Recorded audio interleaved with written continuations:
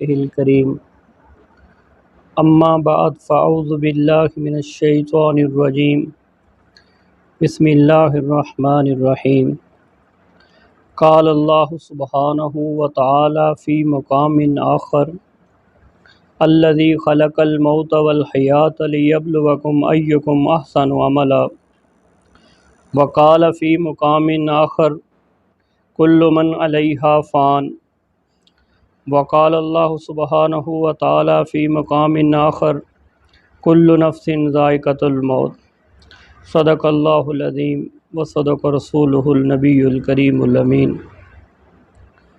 حاضرین ذی وقار، ارباب علم و دانش، اللہ تبارک و تعالی نے ایک بار پھر موقع عنایت کیا کہ ہمیں اپنے گھر میں نماز جمعہ کے لیے ہمارا انتخاب کیا اور ہم جمعہ کی نماز ادا کرنے کے لیے یہاں آئے۔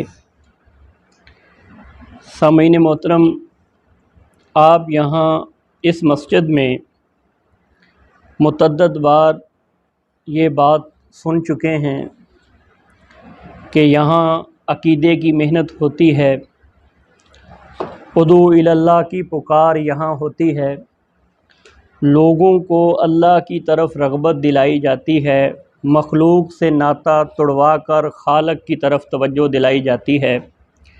میں سمجھتا ہوں کہ یہ محنت جو ہے اس کا بہت فقدان ہے۔ مساجد میں، مدارس میں جو حق ادا کرنا چاہیے تھا، جو یہ بلند کرنی چاہیے تھی، یہ دعوت، اس پر محنت نہیں ہوئی۔ انسان کامیابی تو چاہتا ہے لیکن کامیابی کے لیے کامیابی کے طریقوں پر چلنا نہیں چاہتا۔ جس بندے کو آپ دیکھ لیں، جس بندے سے آپ پوچھ لیں، ہر بندہ، ہر انسان یہی کہے گا کہ جی میں کامیاب ہونا چاہتا ہوں۔ کامیابی کا سامان اس کے پاس کیا ہے، کامیابی کے لیے اس نے اکٹھا کیا کیا ہے، اس کے بارے میں وہ زیرو ہے۔ سب سے بڑی چیز انسان کا عقیدہ ہے۔ پاکستان کا دارالخلافہ اسلام آباد ہے اور انسان کا دارالخلافہ دل ہے۔ اس دل میں دو چیزیں نہیں سما سکتی، یاد رکھیے گا۔ دل انسان میں ایک ہوتا ہے تو ایک ہی محبت اس میں سمائی جا سکتی ہے۔ دنیاوی اعتبار سے بھی اگر ہم دیکھیں، معاشرے کے اعتبار سے بھی اگر ہم دیکھیں تو یہ نہیں ہو سکتا کہ ہم یہ دعویٰ کریں کہ اس میں اللہ کی محبت بھی سما لیں اور مخلوق کی محبت بھی سما لیں۔ اگر یہ دعویٰ ہم کر رہے ہیں یا اس خوش فہمی میں ہم مبتلا ہیں تو میرے محترم بھائیوں، ہم دھوکے کی طرف گامزن ہیں۔ انسان پہلی تو بات یہ ہے کہ عبادت سے بہت پیچھے ہے، دینی معاملات سے بہت زیادہ پیچھے ہے۔ اول تو لوگ دین کی طرف آتے نہیں۔ اگر کسی کو دعوت دی جاتی ہے، اس کی طرف بلایا جاتا ہے، ادعو الی اللہ کا سبق ان کو یاد کرایا جاتا ہے تو وہ آ جاتے ہیں، لیکن آنے کے بعد بھی وہ مکس ہوتے ہیں، ڈیوائیڈ ان کا مائنڈ ہو جاتا ہے، تقسیم ہو جاتے ہیں، ان کا دماغ جو ہوتا ہے وہ تقسیم ہو جاتا ہے۔ وہ پھر اگر نماز پڑھتے ہیں، اللہ کو اس کی نماز کی ضرورت نہیں ہے۔ مثال کے طور پہ میں یہاں آیا ہوں، آپ یہاں آئے ہیں، نماز ادا کر رہے ہیں، اگر آپ کی نماز قبول ہی نہ ہو تو اس ادا کرنے کا فائدہ۔ عبادت آپ کر رہے ہیں، اگر عبادت میں آپ کو شرف قبولیت ہی نہ ملے تو اس عبادت کا فائدہ۔ اس پہ ضروری ہمیں توجہ کرنا ہوگی۔ یہ ایک بہت اہم مسئلہ ہے جس پر ہم اپنی توجہ نہیں رکھ رہے۔ آئمہ، علماء نے کردار ادا کرنا تھا لوگوں کو اس بات کی طرف لانے کے لیے، لیکن وہ اپنی دکانداری چمکانے میں مصروف ہو گئے۔ اب گلہ کریں تو کس سے کریں؟ مالی اگر خود باغ اجاڑنے لگ جائے تو پھر گلہ کس سے کریں، شکوہ کس سے کریں؟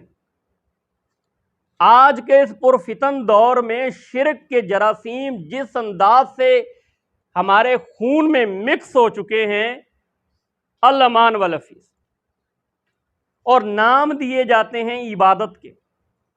قرآن مجید کی آیات مبارکہ جن کا میں نے آپ کے سامنے تلاوت کا شرف حاصل کیا ہے، وہ صرف بغتانہ مقصود یہ ہے کہ یہ دار فانی ہم نے چھوڑ کے جانی ہے۔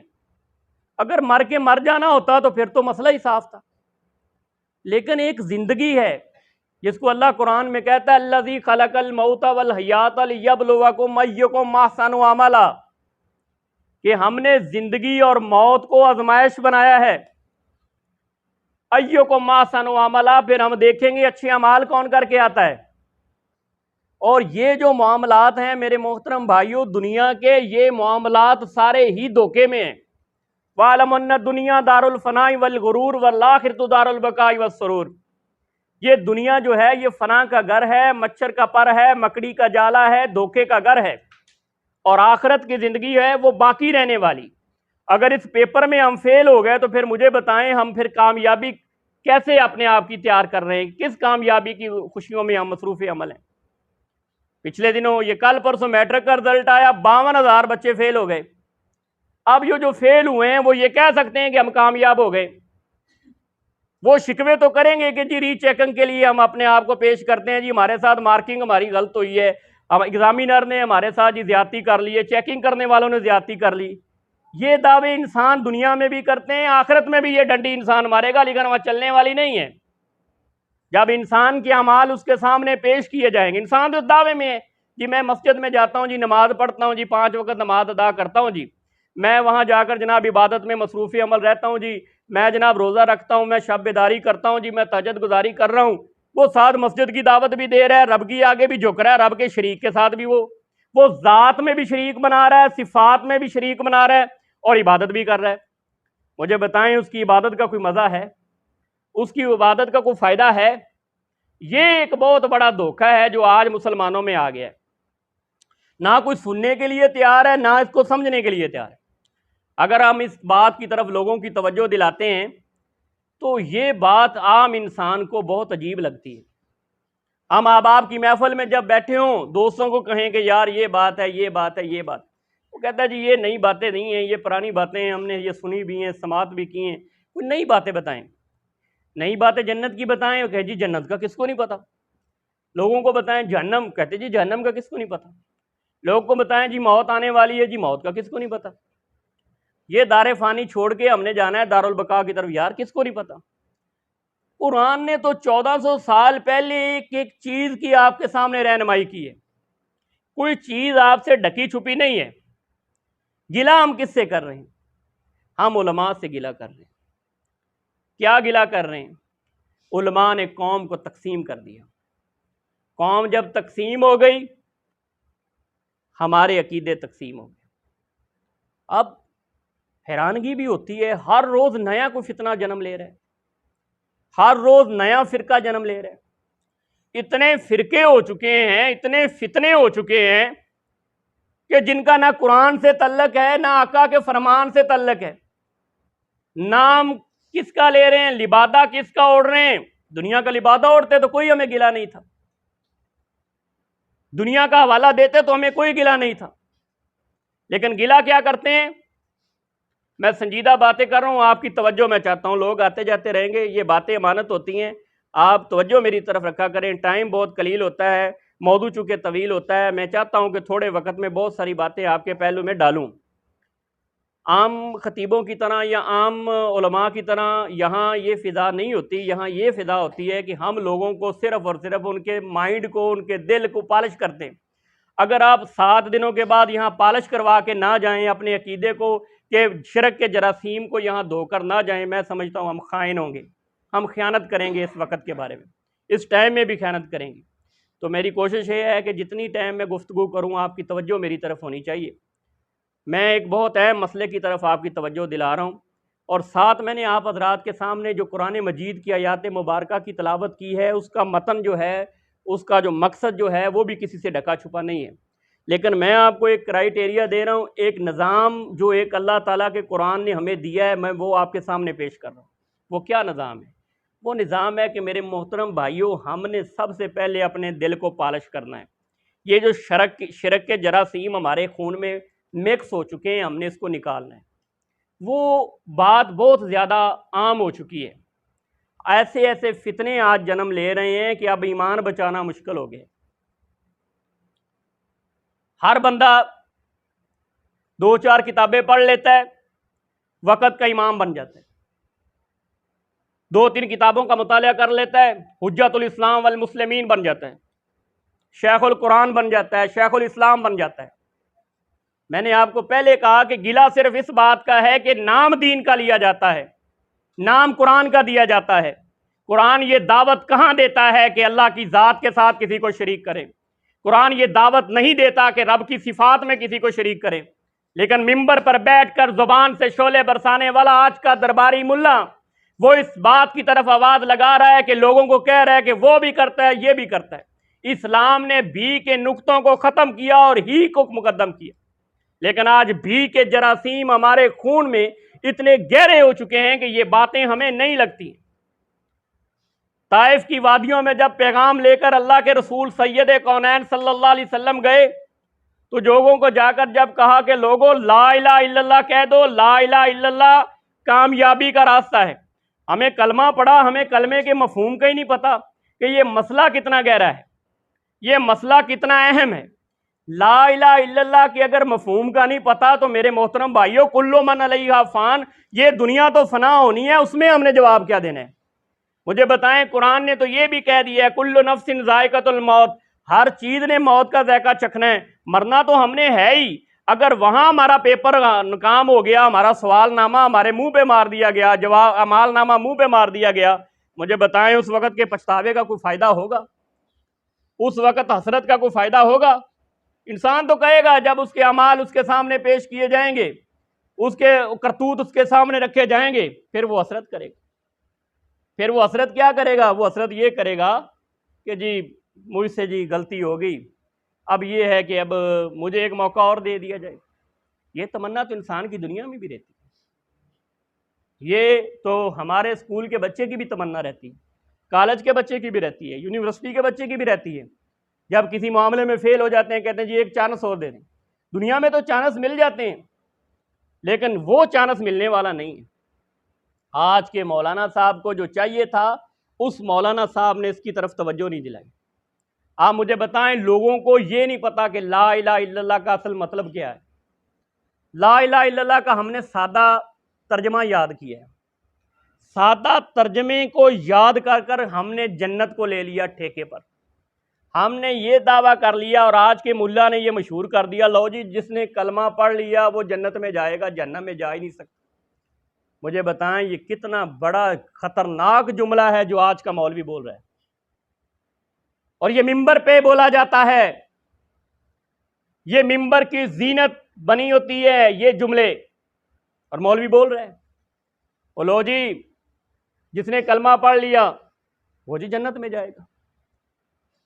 حوالہ کیا دیا جاتا ہے کہ جی شافی معاشر ہیں، تاجدار مدینہ، فخر کون و مکان،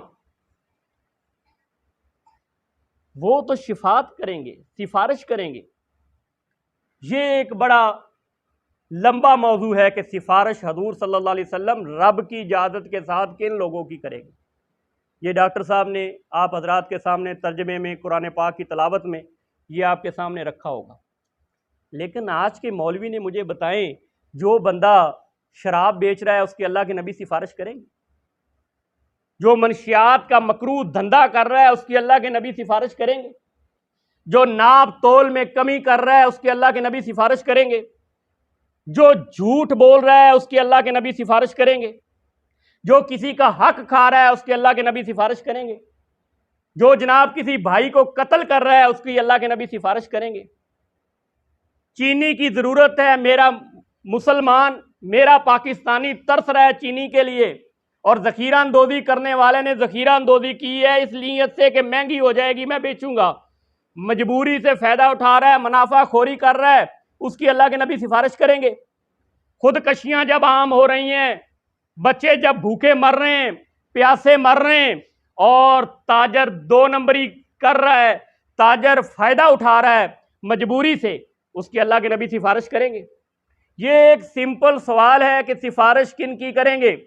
ایک بندہ وہ ہے جو اللہ کا کھا کر، اللہ کی دی ہوئی نعمتوں سے فائدہ اٹھا کر، اللہ کی دی ہوئی نعمتوں کو استعمال میں لا کر گاہ کسی اور کا رہا ہے، اس کے اللہ کے نبی سفارش کریں گے؟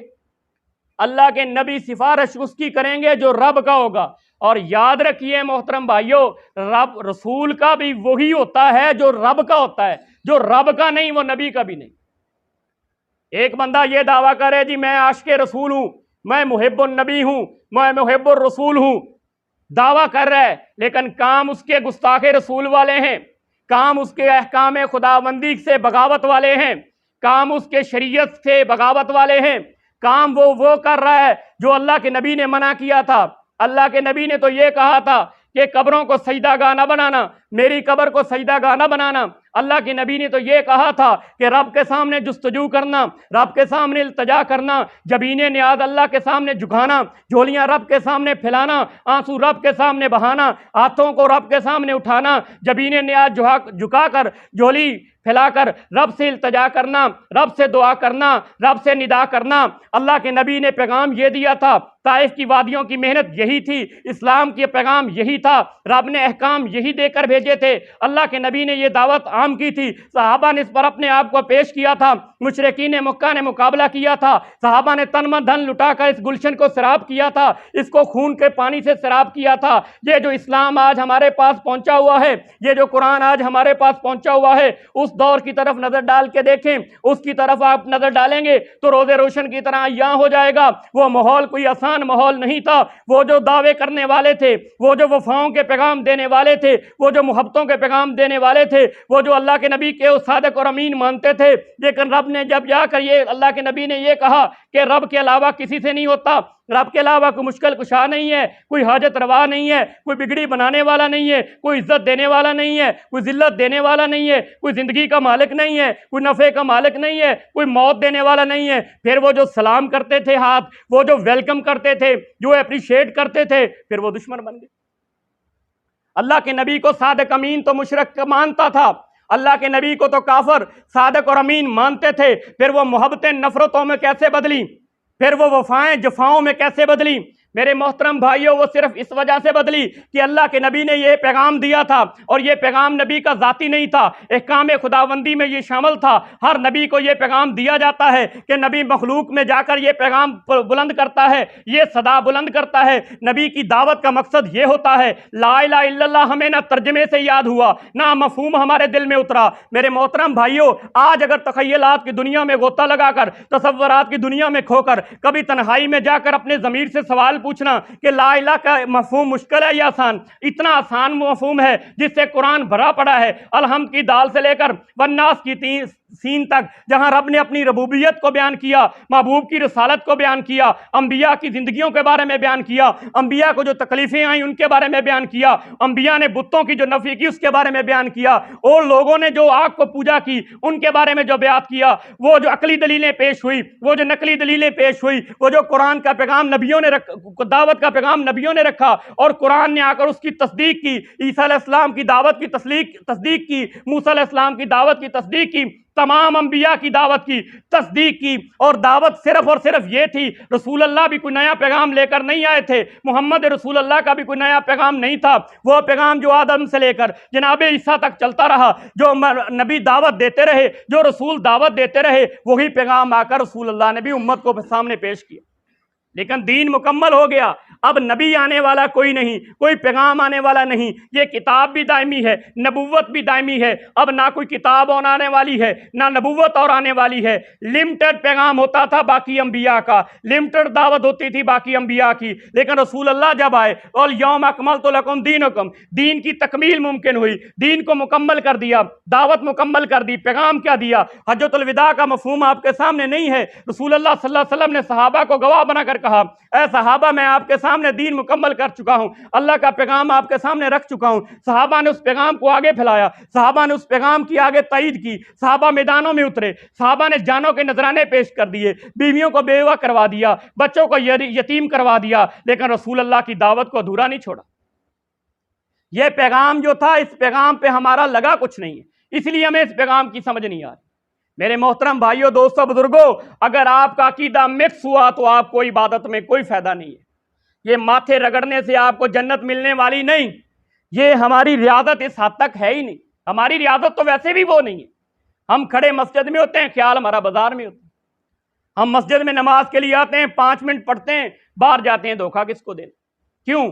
ہماری مسجد میں دل نہیں لگتا۔ دوسری بات یہ ہے کہ ہمارا دل جو ہے وہ تو کالا ہو چکا ہے۔ اب اس کی پالش کیا ہے؟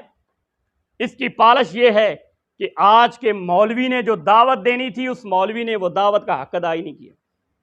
آپ مسجدوں میں چلے جائیں، علماء جمعہ کے خطبوں میں شعلے برسا رہے ہیں، خطاب عام کر رہے ہیں، ایک دوسرے کو لڑا رہے ہیں، ایک دوسرے کی نفی کر رہے ہیں، کلام اللہ سے دور ہے۔ کلام اللہ ان کو آتا ہی نہیں ہے، کلام اللہ ان کو سمجھ ہی نہیں ہے۔ اگر کلام اللہ آ جائے تو پھر روزی کے راستے بند ہو جائیں گے۔ اگر کلام اللہ پہ عمل کرنا شروع کر دیا تو وہ سمجھتے ہیں ہماری روزی ختم ہو جائے گی، لیکن ان کو یہ معلوم نہیں کہ یہ دنیا تو ختم ہو رہی ہے۔ کتنے جنازے ہیں جن کو ہم کندھا دے چکے۔ قل ان الموت الذی تفرون منہ فانہ ملاقیکم ثم تردون الی عالم الغیب والشہادہ فینبئکم بما کنتم تعلمون۔ اللہ نے تمہارے سامنے یہ پیغام نہیں رکھا؟ یہ سورۃ الجمعہ میں اللہ تعالیٰ نے یہ نہیں فرمایا کہ تم ایسے ہی ہو کہ تمہیں کوئی پوچھنے والا نہیں ہے، تم بے قید ہی ہو، تمہیں لوٹ کر آنا ہے، تم نے اس کے دربار میں پیش ہونا ہے اور وہ اعمال تمہارے سامنے ظاہر کیے جائیں گے۔ تو میرے محترم بھائیوں، اگر ہمارا وہاں نقصان ہوا، نقصان سے مراد میں یہ نہیں لے رہا کہ اللہ نا انصافی کرے گا، مراد میں صرف یہ لے رہا ہوں کہ جو ہم نے دھوکہ دیا ہوگا، جو ہم نے ڈنڈی ماری ہوگی، اس کا اعمال نامہ اگر ہمارے سامنے آ گیا تو پھر مجھے بتائیں وہ ناکامی عارضی ناکامی ہوگی کہ دائمی ناکامی ہوگی؟ پھر وہاں وکیل بھی نہیں ہوگا، وہاں سفارش بھی نہیں ہوگی، وہاں داد رسی کرنے والا بندہ بھی نہیں ہوگا، وہاں آپ کی سپورٹ کے لیے آنے والا بھی کوئی نہیں ہوگا۔ پھر انسان حسرت کرے گا، پھر انسان کہے گا وہ ڈاکٹر محسن صاحب سے ہی کہتے تھے، ڈاکٹر محسن صاحب کا پیغام جو تھا وہ ٹھیک تھا، ڈاکٹر محسن صاحب کی جو دعوت تھی وہ ٹھیک تھی، لیکن وہ تو پھر خواہشیں ہوں گی، وہ تو پھر حسرتیں ہوں گی کہ دوبارہ زندگی میں ہمیں بھیج دیا جائے۔ دوبارہ زندگی ملنے والی نہیں ہے۔ بڑے بڑے لوگ اس دنیا میں صرف اس گمان میں چلے جاتے ہیں کہ چلو جی آخری پار جب آخری حصہ آئے گا، آخری وقت جب آئے گا تو شاید ہمیں توفیق مل جائے۔ وہ آخری وقت کیا ہوتا ہے؟ وہ آخری وقت یہ ہوتا ہے کہ آپ کے نام تبدیل کر دیے جاتے ہیں، آپ کے عہدے تبدیل کر دیے جاتے ہیں، پھر وہ ایم این اے صاحب کا جنازہ نہیں جا رہا ہوتا، پھر وہ میت جا رہی ہوتی ہے، پھر وہ قبر میں اترنے والا پارلیمنٹ کا ممبر نہیں ہوتا، وہ مردہ ہوتا ہے جو قبر میں اتارا جا رہا ہوتا ہے۔ وہ لحد میں جب اتر جاتا ہے تو پھر یہ نہیں پوچھا جاتا کہ آپ پارلیمنٹ کے ممبر کتنی بار بنے ہیں، آپ پنجاب اسمبلی کے ممبر کتنی بار بنے ہیں، یہ نہیں پوچھا جاتا۔ آپ کے عہدے کتنے تھے، یہ نہیں پوچھا جاتا۔ آپ وفاقی وزیر تھے یا صوبائی وزیر، یہ نہیں پوچھا جاتا۔ آپ نمبردار تھے یا سردار، یہ نہیں پوچھا جاتا۔ آپ جگیردار تھے یا نہیں جگیردار تھے، یہ نہیں پوچھا جاتا۔ وہ سوال تو آسان ہے۔ اگر آج ہم کسی کو کہتے ہیں ایسا جہالت کا زمانہ ہے، کہتے ہیں جی مولانا وہ کوئی سوال مشکل ہے، کس کو نہیں پتا میرا رب کون ہے، کس کو نہیں پتا نبی کون ہے، کس کو نہیں پتا دین کیا ہے۔ آج کے دور کا جو آدمی، وہ جتنا بڑا مفتی آج کے دور کا پاکستانی ہے نا، اس دور میں جتنے مفتی ہیں روئے زمین پر کسی کے اتنے مفتی نہیں ہیں۔ اور مفتی بنائے کس نے؟ وہ ممبر پہ بیٹھنے والے جو ہیں وہ تو خود جاہل ہیں، آگے مفتی پیدا ہوں گے۔ وہ ممبر پہ کیا صدا لگا رہے ہیں؟ جتنے ڈاکٹر اور مفتی پاکستان میں ہے نا، کسی ملک میں نہیں ہے۔ ہوٹل پہ بیٹھ جاتے ہیں 10-15 بندے، 20 بندے، ڈش کے آگے بیٹھ جاتے ہیں، ڈیرے پہ آگے 15-20 بندے بیٹھ جاتے ہیں، ان 20 بندوں میں 20 کے 20 مفتی ہیں۔ اب بندہ کرے کیا؟ یہی حال ہمارے پاکستان کا بھی ہے۔ وہاں ایک قائد تھا، ایک قائد، قوم تھی، وہاں بر صغیر میں ایک قوم بنی تھی تو قائد کی ضرورت تھی۔ اس پوری قوم کو ایک قائد نے لیڈ کیا جس کو قائد اعظم محمد علی جناح کہا گیا۔ آج آپ کے گھر میں اگر 8 بندے ہیں، 8 کے 8 قائد ہیں۔ کس چیز کا فقدان رہا؟ قوم بنی تو قائد کی ضرورت تھی، اس قائد نے رہنمائی کر کے قوم بنا دی۔ آج ہر بندہ قائد ہے۔ اور ہمارے حالات جو ہو چکے ہیں، آپ نے ٹیلی ویژن پہ دیکھے ہوں گے، آپ نے نیوز سنی ہوگی، بریکنگ نیوز لگی ہوئی ہیں ان لوگوں کی جو کل سوئے تھے امیر بن کر، آج صبح اٹھے فقیر بن کر۔ امیر فقیر ہو چکے ہیں، وزیر فقیر ہو چکے ہیں۔ وہ جو دعوے کرنے والے تھے، ایک سیلاب کی لہر نے ان کی عمارت کو فقر میں تبدیل کر دیا۔ وہ جو محلات میں رہتے تھے، آج کھلے آسمان کے نیچے زندگی گزار رہے ہیں، ان کا پرسان حال کوئی نہیں۔ اس پکار میں اس زبان سے، اپنی زبان سے صرف ایک ہی پکار کر رہے ہیں، کیا؟ چھت نہیں ہمیں چھت دے دو، پیٹ میں روٹی نہیں ہمیں روٹی دے دو، تن پہ لباس نہیں ہمیں لباس دے دو۔ وہ کل امیر تھے، آج وہ فقیر ہیں، کل محلات میں رہتے تھے، آج خیموں میں سو رہے ہیں۔ یہ میرے رب کے فیصلے ہیں۔ دیکھ رہا ہے رب ہمارے اعمال کو، دیکھ رہا ہے ہمارے کرتوتوں کو، پھر بھی ہمیں موقع دے رہا ہے، مواقع فراہم کر رہا ہے کہ یہ بندہ سنبھل جائے گا، یہ لوٹ آ جائے گا۔ لیکن ہم نے تو سیلاب کاریوں، سیلاب کی تباہ کاریوں پر بھی سیاست چمکائی۔ ہمارے بیان تو سیاست دانوں والے بیان ہیں۔ ایک بات جو دیکھنے میں آئی، الخدمت گروپ کو میں خراج تحسین پیش کرتا ہوں، جماعت اسلامی کے الخدمت گروپ، کہ اس سیلاب کی تباہ کاریوں میں جماعت اسلامی کا الخدمت گروپ جتنا بڑھ چڑھ کر آگے پیش ہوا، اور عام پاکستانیوں کو بھی میں خراج تحسین پیش کرتا ہوں کہ جس کے پاس جتنا تھا اس نے اپنے سیلاب میں تباہ جو گھر ہوئے ہیں اپنے بھائیوں کی مدد کے لیے وہ فراہم کیا۔ لیکن عذاب، مجھے بتائیں، اس عذاب کا، اس امتحان کا کوئی مقابلہ کر سکتا ہے؟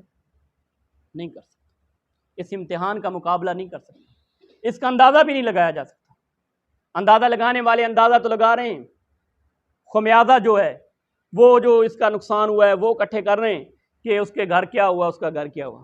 اور ایک بڑی حیرت شدہ بات مجھے ملی، ایک بندے کی دکھا رہے تھے ٹیلی ویژن پہ کہ 8000 ڈی اے پی کی بوریاں جو تھی کھاد کی، وہ اس نے بلیک کی ہوئی تھی۔ وہ جب سیلاب آیا، وہ پانی کی لہروں نے جب جوش مارا، سیلاب کی موجیں جب ٹکرائیں، تو وہ 8000 بوریاں ایسے جا رہی تھی۔ ادھر کسان کو مل کچھ نہیں رہا تھا، وہاں بلیک ہو رہی تھی۔ میرے شہر میں بھی بلیک ہوئی ہیں، عارف والا میں بھی بلیک کی ہوئی ہیں۔ کسان کو نہیں ملتا۔ بلیک کیوں کرتے ہیں؟ ذخیرہ اندوزی کیوں کرتے ہیں؟ کہ جو 4000 کی بوری ہوگی نا وہ ہم بیچیں گے جی 15000 کی، 15000 کی جو بوری ہوگی نا وہ بیچیں گے 25000 کی، اور جو 25000 کی بوری ہوگی وہ 30000 کی۔ اور بیچنے والا کون ہے؟ حاجی صاحب۔ اس کے ماتھے پہ کیا لگا ہوا ہے؟ محراب بنا ہوا ہے، 5 وقت کا نمازی ہے حاجی صاحب۔ مدارس کو جناب صدقہ فطرانہ عشر زکوٰۃ دینے والا حاجی صاحب، مسجد کو آباد کرنے والا متولی حاجی صاحب، خزانچی حاجی صاحب، ذخیرہ اندوزی کرنے والا بھی حاجی صاحب۔ ٹماٹر کا بھاؤ، ایک تو مہنگائی حکومت کی طرف سے ہے، ایک جو مصنوعی مہنگائی ہو چکی ہے، انسان کی کمر ٹوٹ چکی ہے، عام آدمی کی پہنچ سے باہر ہیں یہ ریٹ، اور وہ بیچنے والا کون؟ حاجی صاحب۔ آپ رمضان المبارک میں دیکھیں گے کسی مسجد کو وہ پنکھے دے رہا ہے، کسی کو کولر دے رہا ہے، فطرانے میں یہ دے رہا ہے، عشر میں یہ دے رہا ہے، زکوٰۃ میں یوں دے رہا ہے، یہ دے رہا ہے، یہ دے رہا ہے، یہ دے رہا ہے کون؟ حاجی صاحب۔ جب اس حاجی صاحب کو دیکھتے ہیں، قرآن نہیں پڑھا ادخلوا فی السلم کافہ، کیا تو نمازی تھا یا مسلمان؟ انہی کو شاعر نے کہا وضع میں تم ہو نصارا تو تمدن میں ہو نود، وضع میں تم ہو نصارا تو تمدن میں ہو نود۔ یہ وہ مسلمان ہیں جنہیں دیکھ کر شرمائے یہود۔ وائے ناکامی متائیں کارواں جاتا رہا، کارواں کے دل سے احساسِ ضیاء جاتا رہا۔ آج ہمارے اندر احساس نام کی چیز ہی نہیں، احساس کی محنت ہی نہیں ہوئی تو احساس آئے کہاں سے؟ احساس کوئی آسمان سے گری ہوئی چیزوں کا نام نہیں ہے، درد آسمان سے دیے ہوئے پیغام کا نام نہیں ہے۔ کوئی ایسے بندے نے نہیں آنا جس نے آپ کے دل میں پیغام اتارنا ہے۔ یہ کلام اللہ جو آپ کے گھروں میں موجود ہے، لیکن یہ تو الماریوں کی زینت بنا ہوا ہے، یہ تو خود ترس رہا ہے کہ کھول کر مجھے پڑھے۔ اس کو پڑھنے کی فرصت اس لیے نہیں ہے کیونکہ آج کے مولوی نے ایک ہی بات کی ہے، اس کے قریب نہ جانا ورنہ گمراہ ہو جاؤ۔ مجھے بتائیں یہ گمراہی کا راستہ ہے یا ہدایت کا راستہ ہے؟ یہ ہدایت کا راستہ ہے۔ ہم نے اپنے بچوں سے یہ تو پوچھا کہ تیرے کیمسٹری میں نمبر کم کیوں آئے، فزکس میں کم کیوں آئے؟ یہ نہیں پوچھا کہ بیٹا تجھے تو اتنی عمر 18 سال ہوگی، تجھے تو کلمہ ہی نہیں پتا، تجھے مستحبات کا نہیں پتا، مکروہات کا نہیں پتا، واجبات کا نہیں پتا، فرائض کا نہیں پتا، تجھے پاکی کا نہیں پتا، غسل کے فرضوں کا نہیں پتا۔ نہیں پوچھا، کیوں؟ ہمیں ضرورت نہیں ہے۔ ہمیں ضرورت کیا ہے؟ عہدوں کی، ہمیں ضرورت کیا ہے؟ اعلیٰ منصب کی۔ لیکن جب آپ دنیا سے، جیسے اولاد کے اوپر حقوق ہیں، اولاد کے ذمے جو حقوق ہیں والدین کے، ایسے والدین کے اوپر بھی حقوق ہیں اولاد کے، والدین سے بھی پوچھا جائے گا۔ مجھے ایک آدمی نے کہا جی میرا بیٹا گالیاں دیتا ہے۔ میں نے کہا تو میرے محلے میں ہی رہتا ہے، میں جانتا ہوں تجھے، اس کو تو جو ہے نا تیرے گھر میں میوزک چلا کرتا تھا، نور جہاں کے گانے گائے جاتے تھے، عیسیٰ کھیلوی کے گانے اس کو سنائے، وہ کہندا جی جے تو روندا سی ادو اینوں اسی پھر گانے گونے لا دے۔ میں کہا پھر یہ نور جہاں دا پتر ہی پیدا ہونا ہے، اے پھر عیسیٰ کھیلوی بننا ہے، اے جناب پھر ملکو بنے گا، گلوکار بنے گا، موسیقار بنے گا، فنکار بنے گا، اداکار بنے گا، یہ بالی ووڈ ہالی ووڈ کا ماننے والا بنے گا، یہ محمد بن قاسم نہیں بنے گا، یہ طارق بن زیاد نہیں بنے گا، یہ صلاح الدین ایوبی نہیں بنے گا، یہ مسلمانوں کی پکار پر لبیک کہنے والا نہیں بنے گا، مسلمانوں کے سروں پر ہاتھ رکھنے والا نہیں بنے گا، یہ احساس کا لمبردار نہیں بنے گا، یہ درد تقسیم کرنے والا نہیں بنے گا، یہ آنسو صاف کرنے والا نہیں بنے گا۔ کیوں؟ اس کو دعوت قرآن کی نہیں ملی، اس کو پیغام قرآن کا نہیں ملا، اس کو ہدایت کا سامان نہیں دیا گیا۔ جب بچپن سے لڑک پن تک اسے کو اداکاروں کا تعارف کروایا گیا، گلوکاروں کا تعارف کروایا گیا، مجھے بتائیں پھر وہ ہدایت یافتہ بنے گا؟ کتنی عزتوں سے رات ایک افسوسناک اور واقعہ پیش آیا بلوچستان میں، کہا گیا جی آپ کو وہاں جا کے راشن دینا ہے۔ ایک نوجوان عورت جس کے بچہ فوت ہو گیا، جس کا خاوند فوت ہو گیا، وہ راشن کے لیے رکشے والے کے پاس گئی، رکشے والے نے جا کر اس کو اجتماعی زیادتی کا نشانہ بنا دیا، 3 دن اس کو رکھا، اور رات واقعہ جب ہوا تو آئی جی بلوچستان نوٹس لے رہا تھا، ڈی آئی جی نوٹس لے رہا تھا، نوٹس لے رہے تھے کہ جی ہم اس کے زخموں پہ مرہم رکھیں گے۔ مجھے بتائیں کہ اللہ نہیں دیکھ رہا کہ اس بنت حوا کی عزت کو نیلام کیا گیا، اس بنت حوا کے آنسو کسی نے نہیں دیکھے؟ کہ اللہ نہیں دیکھ رہا؟ پھر اس سے آپ کیا مراد لیتے ہیں؟ اس سے خیر کے فیصلے کی توقع رکھ رہے ہیں؟ کیا آپ یہ توقع رکھ رہے ہیں کہ خیر کے فیصلے آئیں گے؟ خیر کے فیصلے نہیں آئیں گے۔ یہ جو ماحول ہمارا ہو چکا ہے، یہ جو ہمارے معاشرے میں، یہ معاشرہ ہم نے ہی بنایا ہے، اس کو خراب کرنے والے بھی ہم ہیں۔ جیسے کسی نے کہا جہاں میں ہزاروں راہدن پھرتے ہیں، دنیا میں کوئی رہنا ہے تو پہچان پیدا کر، وہ ہماری پہچان ختم ہوگی۔ میرے محترم بھائیوں، میں آپ کو نسخہ کیمیا دے کے جا رہا ہوں، یہ کلام اللہ کے قریب آ جائیں۔ میں آپ کو خطابت نہیں سنا رہا، نہ خطابت کے موتی سنا کر کوئی کریڈٹ لینا چاہتا ہوں۔ میں نے جتنی باتیں کی ہیں امانت کے طور پہ آپ کے سامنے پیش کی ہیں کہ یہ دنیا جو ہے نا، یہ دنیا کی رنگینی سے باہر نکل آؤ۔ یہ دنیا کی رنگینی زہر قاتل ہے۔ یہ دنیا کمائیں، ضرورت کی حد تک کمائیں، مقصد دنیا کو نہ بنائیں۔ دنیا کو اگر مقصد بنایا تو ناکام ہو جاؤ گے۔ دنیا کو ضرورت کی حد تک رکھیں اور آخرت کو دیکھیں کہ آخرت کی زندگی کتنی خطرناک زندگی ہے۔ پھر رونے والے ہی روئیں گے، دفنانے والے دفنا دیں گے، 2 دن 3 دن آپ کو یاد رکھیں گے۔ اب تو سارا آرٹیفیشل نظام بن گیا، اب تو مردوں کو یاد ہی کوئی نہیں کرتا۔ 1 دن یاد کرتے ہیں، 2 دن یاد کرتے ہیں، پھر جا کے جناب بھول جاتے ہیں۔ لوگ اپنے کاموں میں مصروف ہو جاتے ہیں۔ کسی کے ہونے نہ ہونے سے کسی کو کیا فرق پڑتا ہے؟ اس کی وفاؤں کو یاد کر کے ضرور روئیں گے۔ وہ جو کما کے لاتا تھا اس کو ضرور یاد کر کے روئیں گے کہ وہ کماتا تھا، لاتا تھا، پیسہ بناتا تھا، خرچے اٹھاتا تھا، ناز نخرے اٹھاتا تھا۔ یہ چیزیں یاد کر کے روتے ہیں، ورنہ اس کو جو صاحب قبر ہے، جو قبر میں پڑا ہوا ہے، اس کے ساتھ کیا ہو رہا ہے وہ نہیں ہم نے دیکھا۔ تو اس سے پہلے کہ آپ کی یہ دنیا کی آنکھ بند ہو جائے، میں اللہ کو گواہ بنا کے کہہ رہا ہوں، اور مسجد میں باوضو بیٹھ کر آپ کے سامنے یہ جو کہہ رہا ہوں کہ سب سے بڑی جو زندگی ہے وہ ہے ہدایت والی زندگی، کلام اللہ کے ساتھ جڑنے سے۔ ڈاکٹر صاحب یہاں روزانہ درس قرآن دیتے ہیں، درس قرآن میں اپنے بچوں کو بھیجیں۔ آپ بھی دین کو سیکھیں، آپ بھی قرآن پڑھنے کے لیے آئیں۔ شرم نہ کریں، شرم گناہ سے کریں، شرم جھوٹ سے کریں، شرم چغلی سے کریں، شرم غیبت سے کریں، شرم بخل سے کریں، شرم حسد سے کریں، شرم کریں کسی کا حق مارنے سے، کسی کی عزت کو خراب کرنے سے، کسی کی تذلیل کرنے سے شرم کریں۔ شرم کے لیے کیا رہ گیا؟ شرم کے لیے قرآن رہ گیا۔ آج ہم کسی کو کہتے ہیں کہ یار آ کر کلمے کو سیکھ لے، وہ کہتا ہے جی کیا کہیں گے ڈاکٹر صاحب، کیا کہیں گے مولانا، کیا کہیں گے؟ جی آپ کو کلمہ ہی نہیں آتا۔ شرم آتی ہے، شرم آتی ہے۔ اور نہ شرم کرو، بے شرم ہو جاؤ۔ شرم جن چیزوں میں کرنی تھی وہ نہیں کی، اور جس میں نہیں کرنی تھی وہ کر رہے ہو۔ جس میں کرنی تھی وہ کہی نہیں، اور جس میں نہیں کرنی تھی اس میں کر رہے ہو۔ یہ دورہ معیار نہیں چلے گا، یہ دورہ معیار غلط ہے۔ اس دورہ معیار سے نکلنا ہوگا۔ ایک ہی راستہ ہے، واحد راستہ، وہ ہے قرآن مجید فرقان حمید۔ قرآن مجید کی تلاوت، قرآن کو اپنے گھروں میں پڑھنا شروع کریں، اپنی بچیوں کو قرآن کی تعلیم دلائیں، قرآن کی دعوت ان کے سامنے پیش کریں۔ یہاں سے ڈاکٹر صاحب کے سامنے درس سنیں، درس سننے کے بعد وہی پیغام گھر میں دیں۔ اپنی بیٹی کو، اپنی بیوی کو، اپنی بہن کو، اپنی ماں کو پوچھا جائے گا، آپ سے پوچھا جائے گا کہ آپ کے پاس قرآن کا علم تھا، آپ نے گھر میں کتنا دیا؟ ہماری عورتوں میں آج وہ دین نہیں ہے جو ہونا چاہیے، اس کا فقدان ہے۔ کپڑے استری نہ ہوں تو خاوند مارتا ہے، کپڑے استری نہ ہو تو بھائی بہن کو ڈانٹتا ہے. کبھی آج بھائی نے بہن سے پوچھا کہ بہن تیری نمازیں آج کتنی پڑھی ہیں, کتنی فوت ہوئی ہیں؟ خامد نے بیوی سے پوچھا کہ بیوی کہ تو نے قرآن پڑھے ہوئے تجھے کتنے مہینے ہو گئے ہیں؟ کبھی خامد نے اس بات کا سوال کیا, کسی باپ نے یہ سوال کیا کہ بیٹی کتنے سال ہو گئے تو نے قرآن نہیں کھولا, کتنے سال ہو گئے بیٹی تو نے قرآن نہیں پڑھا؟ کیا یہ الماریوں کی زینت کے لیے تھا یا پڑھنے کے لیے تھا؟ اگر ہم اس کو اپنے سینے سے لگاتے, اس کو پڑھتے, خدا کی قسم ہمارے گھروں کے مسئلے ٹھیک ہو جاتے, ہمارے گھروں میں نچاکیاں ختم ہو جاتی, نا اتفاقیاں ختم ہو جاتی. یہ جو قدورتیں, یہ بخل, یہ جو حسد, یہ جو ہمارے گھروں میں داخل ہو چکی ہیں, یہ جو لڑائیاں, یہ جو فساد, یہ جو ساری چیزیں ہمارے گھروں میں پیدا ہو چکی ہیں, یہ ساری ختم ہو جانی. الحمد کی دال سے لے کر والناس کی سین تک پورا قرآن رہنمائی کرتا ہے. 24 گھنٹے کی زندگی کی, دنیاوی معاملات کی, تجارت کی, کاروبار کی, لین دین کی, فام و فراست کی, چلنے پھرنے کی, دنیا میں زندگی گزارنے کی, غمی کی, خوشی کی, شکر کے وقت کہاں, کلمات شکر کے کب ادا کرنے ہیں, صبر کب کرنا ہے, یہ ساری چیزیں قرآن سے ملیں گی.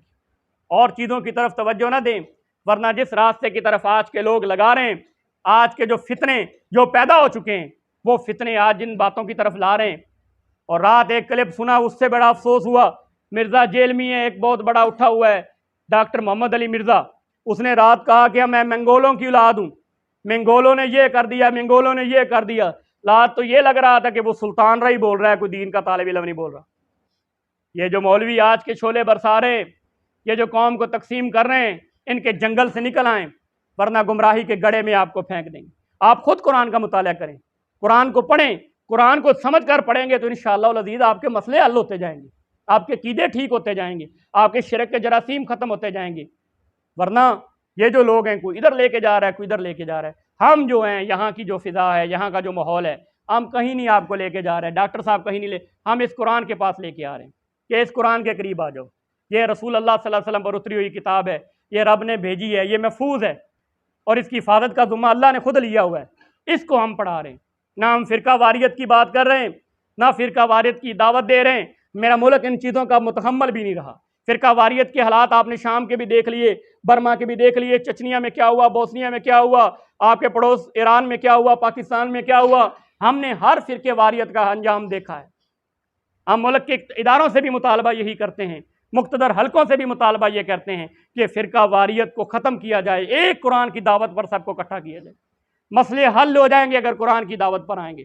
قرآن کی دعوت ڈاکٹر صاحب دے رہے ہیں, الحمدللہ یہاں بھی دی جاتی ہے, عارف والا میں بھی الحمدللہ نماز مغرب کے بعد ہمارے وہاں لوگ آتے ہیں. ہم وکلا کمیونٹی سے بھی کہتے ہیں, وہاں کے تاجر کمیونٹی کے لوگوں سے بھی ہم دعوت ان کو بھی دیتے ہیں. وہاں کے سماجی, سیاسی, معاشی جتنے بھی ماہرین ہیں, جتنے بھی لوگ ہیں, جتنے بھی باسی ہیں, جس کمیونٹی سے بھی جس کا تعلق ہے, ہم ان کو دعوت دیتے ہیں. الحمدللہ ہمارے وہاں ماحول بھی بہت اچھا ہوتا ہے, ہماری جگہ کم پڑ رہی ہے, لوگوں میں اضافہ ہو رہا ہے. جیسے جیسے ہم شعور لوگوں کو دے رہے ہیں, لوگ بھوکے ہیں, پیاسے ہیں, آپ بھی پیاسے بنیں. اور میں آپ کو کہتا ہوں 2 دن 3 دن قرآن ترجمے کے ساتھ پڑھ کے دیکھیں, 2-3 دن آپ ترجمے کے ساتھ قرآن پڑھ کے دیکھیں, انشاءاللہ العزیز اس کے بعد آپ کو نیند نہیں آئے گی قرآن پڑھے بغیر. قرآن سے دوستی لگا کے دیکھیں, خدا کی قسم یہ وفادار کتاب ہے, یہ وفادار ہے, یہ دوستی کے لائق ہے. اس سے دوستی کریں, ناولوں سے نکلیں, لٹریچروں سے نکلیں, اپنے بچوں کو ناولوں سے نکالیں, لٹریچروں سے نکالیں. قرآن کی بات ان کو کریں, قرآن کی دعوت ان کو دیں, قرآن کی تلاوت ان کے سامنے پیش کریں. اس قرآن کو جب ہم خود پڑھیں گے تو اولاد پڑھے گی. یاد رکھیں, میں ایک کام نہ کروں میرا بیٹا وہ کام نہیں کرے گا. آپ ایک کام کریں, آپ نماز نہیں پڑھ رہے اور بیٹے کو کہیں کہ بیٹا نماز پڑھ, وہ بیٹا پڑھے گا؟ جب باپ نہیں پڑھتا بیٹا کیا پڑھے گا؟ آپ تلاوت قرآن نہیں کر رہے, ترجمے کے ساتھ قرآن نہیں پڑھ رہے, نہیں سیکھ رہے, آپ اپنے بچوں کو کہیں جی قرآن سیکھیں, وہ سیکھے گا؟ عمل خود کریں تو پھر ہمیں یہ سارا ماحول ملے گا. عمل سے زندگی بنتی ہے, جنت بھی جہنم بھی. عمل سے زندگی بنتی ہے, جنت بھی جہنم بھی.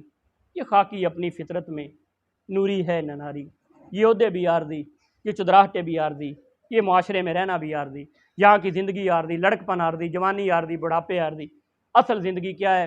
وہ ہے مرنے کے بعد, اس کی تیاری کریں. آج بھی اگر توبہ کر لیں, آج بھی اگر ارادہ کر لیں, آج بھی اگر نیت کر لیں, صرف کانوں کی زینت باتوں کو نہ رکھیں, کانوں کی زینت باتوں کو نہ سنیں, اپنے کانوں تک باتوں کو نہ اتاریں سمجھیں, جب تک آپ اپنے دلوں میں نہیں اتاریں گے. عہد کر لیں, میں غلط کہتا ہوں چھوڑ دیں, قرآن کی بات کی طرف آئیں.